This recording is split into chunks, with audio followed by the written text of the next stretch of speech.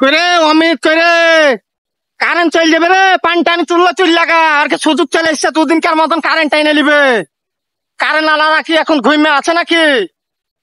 Current আনার সময় হয়ে গেছে যে কারেন্ট আনলেও তোমাকে তো ফুসকে যদি একটু পা দে তাইলে তো সুযোগ চলে আসে।